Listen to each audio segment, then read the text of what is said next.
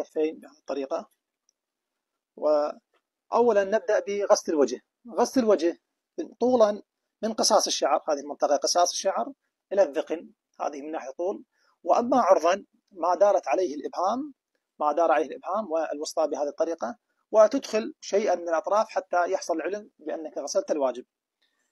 فالغسلة الأولى هي واجبة من الأعلى إلى الأسفل بهذه الطريقة، وهذه آماق العينين، فتغسل تمام الوجه. هذه الغسلة الأولى واجبة. والغسلة الثانية مستحبة بنفس الطريقة أيضا، من الأعلى إلى الأسفل. الأولى واجبة والثانية مستحبة. ثم تغسل اليد اليمنى، تصب الماء من أعلى المرفق والأسفل فالأسفل، من الأعلى إلى الأسفل. ولا بد أن تغسل المرفق يجب غسله مع اليدين، ثم هكذا حتى تطمئن بأنك غسلت تمام اليد. هذه أيضا المرة الأولى واجبة. ويستحب الغسلة الثانية لليد اليمنى، وأيضا تصب الماء من أعلى المرفق والأسفل فالأسفل، من الأعلى إلى الأسفل، والأصابع حتى تطمئن بأنك غسلت تمام اليد. اليد اليسرى تغسل مرة واحدة، وأيضا بنفس الطريقة من أعلى المرفق ثم من الأعلى إلى الأسفل بهذه الطريقة، والأصابع حتى تطمئن بأنك غسلت تمام اليد. ثم تمسح مقدم الرأس مقدار 3 أصابع مضمومة عرضا، وطولا يكفي مقدار بهذه الطريقة. ọ̀kan gbòógìrì nínú bus stop táwọn ṣí àfẹ́ jọ́pọ̀lọpọ̀ àwa mùsùlùmí sí. Bus stop wọn fẹ̀ gan-an, àmọ́ kí n máa mú wa ní kan òjò kan kẹ́lẹ́ bá máa wí pé ìlànà ìjọsìn wọn kò jọ tiwa, àwa wọn àjọra wa nínú ìjọsìn. Gbogbo ìlànà ìjọsìn tiwa tí wọ́n máa yàtọ̀ sí tiwa ni. Àlùwàlá wọn yìí, àlùwàlá wọn ṣíà yìí ìjọ lọ pẹ̀lú tiwa, ṣé báwa ti máa ń ṣàlùwàlá rè. Ẹ rí i pé lánàá mo mú bus stop wọn wá lórí ìrun kíkí pé ibi táwọn ṣíà fẹ́ já wa mùsùlùmí sí rèé o, ìrun kíkí tí wọ́n ní. Káàrin ọ̀pọ̀lọpọ̀ àwọn èèyàn ló ka kọ́mẹ̀ntì, ẹlòmíì ní irú ọwọ́ ọmọkùnrin yìí pọ̀, wọ́n sì tíra mọ́ wọn. Ẹnìkan lòun wà ní Bahrain àbí nǹkan, òun bá wọn kírun báyìí, ok sẹ́ndì fídíò rẹ̀ jẹ́ àárí. Ẹlòmíì ní arẹ́njí leléyìí, ẹlòmíì tó ní bóyá àrùn tí ń kíyàn sí mi mọ̀ bóyá náfìlà níyàn. Ṣé mùsùlùmí ìyẹn gbọ́dọ̀ yẹ òpè títí kéèyàn mọ̀ wípé bó bá ti wù yàn lèyàn lè yan náfìlà. Ìrun kíkí tí wọ́n nìyẹn àná yẹn. Àlùwàlá wọn tún wá rè ibi tí ń lọ jìnnà, torí pé bus stop wọn mo fẹ́ máa mú wa lẹ́sẹẹsẹ kẹ́lẹ́ bá mọ̀ wípé àwa wọn àjọ lọ bákan náà nínú ìjọsìn. Ṣé ẹ wò ó títí ẹ rí i pé sọ́pá etí, ẹ rí i pé sọ́fọ̀ ẹsẹ̀ báwa ti máa ń fọ̀, àwọn náà sì kó ti àyá Al-Qur'an nínú Suratul Ma'idah àyá 6 bí tọ́lọ́ ti ní a'udhu billahi minash shaitanir rajim. Ya ayyuhal ladina amanu idha qumtum ila salati faghsilu wujuhakum wa aydiyakum ila al-marafiq wamsa'u bi ru'usikum wa arjulakum ila al-ka'bayn. Ọlọ́run ní tẹ́ bá dìde láti lọ kírun, ẹ fojú yín, ẹ fọwọ́ yín dégbọ̀n, ẹ fọ ẹ̀pá orí yín, ẹ wá fọ àtẹsẹ̀ yín. Àwọn náà dòndò pé àyá Al-Qur'ani ọ̀rọ̀ Ọlọ́run làwọn tẹ̀lé. Mọ̀fúùmù wo lèmi àti ẹ ní sálùwàlá tiwa tó fi yàtọ̀ sálùwàlá eléyìí? Sọmọ wípé àgbọ́yé tèmi àti ẹ nínú àlùwàlá tèmi àti ẹ máa ń ṣe ó yàtọ̀ sálùwàlá tiwọn yìí. Ló fi já sí pé tọ́pọ̀lọpọ̀ bá ń sọ pé ìmọ̀ ni wọ́n ná, ẹja fìmọ̀ hanra wa ní.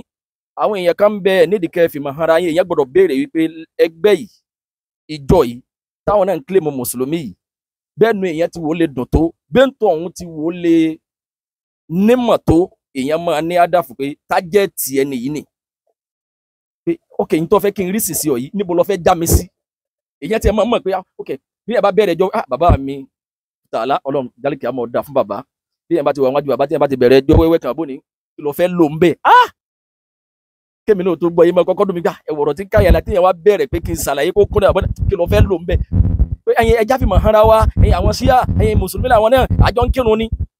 Sálùwàlá tiwọn yìí sọ́ba ti wá lọ, èèyàn máa ń ní ibi tí èèyàn fẹ́ fọ̀rọ̀ ara ẹ̀ gún pé ókè n tó fẹ́ pè mí sí n tó fẹ́ kí n rí sí ibo ló fẹ́ já mi sí ibi tí wọ́n fẹ́ jọ́ pọ̀lọpọ̀lọ mùsùlùmí sí rè bí gbogbo n tó wá gbọ́yé nínú ìjọsìn bí ò ti ní bá tiwọn lọ mọ́ nìyẹn.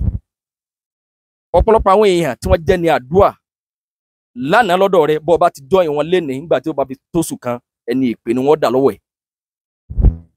ọ̀pọ̀lọpọ̀ àwa mùsùlùmí ẹlòmíín ìmọ̀ ní àlùwàlá tó ṣe yìí séèyàn lè fi lé ìkírun tiwa torí pé hadith tó wá nípa ayé alukura nílẹ̀ àwọn gbára lé séèyàn lè dá alukura nílò láì lọ hadith anabi sallallahu alaihi wasallam pé kílẹ̀ anabi sallallahu alaihi wasallam bó ló ti ṣe báwo làwọn sọ̀hábà ṣe gbọ́ yé wọn ò bá wa lọ pẹ̀lú ìròrí tiwa nílànà ìjọsìn àjọra wa rárá ẹni tó bá fẹ́ bọ́lọ̀ nírọ̀rùn kò yẹ kárẹ́ nìkan nílẹ̀ Yorùbá tó fẹ́ bọ́lọ̀ nírọ̀rùn kó wá lísìn sáwọn ṣíà kó tó wá máa rísìn sí wọn pé ojú ọ̀nà làwọn náà wà mùsùlùmí làwọn náà.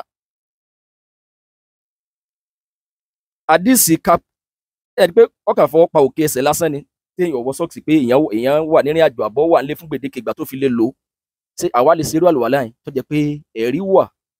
Abdullahi ibn Umar radiyallahu anhu ló gba àdìsí wa àdìsí náà sì lálàáfíà ọ̀tá tí wọ́n sì ni wọn ò nílò àdìsí sọ́yìn Bukhari sọ́yìn Muslim torí tá bá ti lò ó wọ́n ti ṣe pa ẹni táwọn ti mú lọ́ta.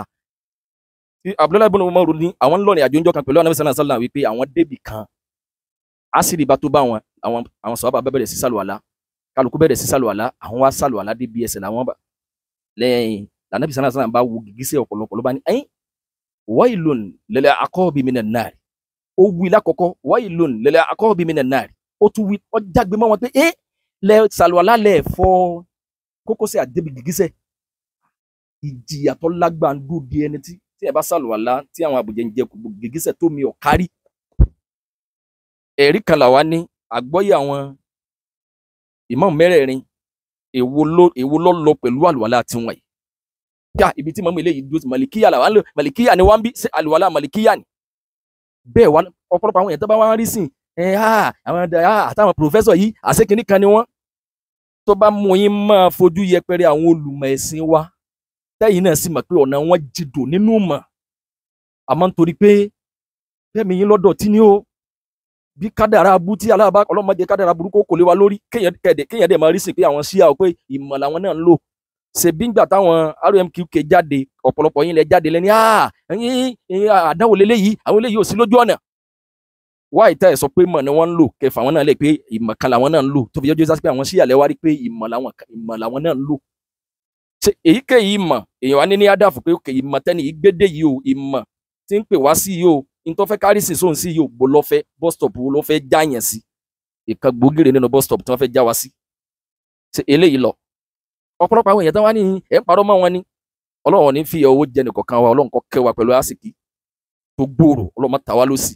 ẹ ra dátà tó nítumọ̀ dáadáa ẹ wá bọ́ sórí YouTube ẹ lọ lè wo bí wọ́n ti ń kírun ẹ lọ lè wo bí wọ́n ti ń sàlùwàlà ṣé ibi àlùwàlá tó ṣe yìí ṣe ọ̀pá tí ń bẹ̀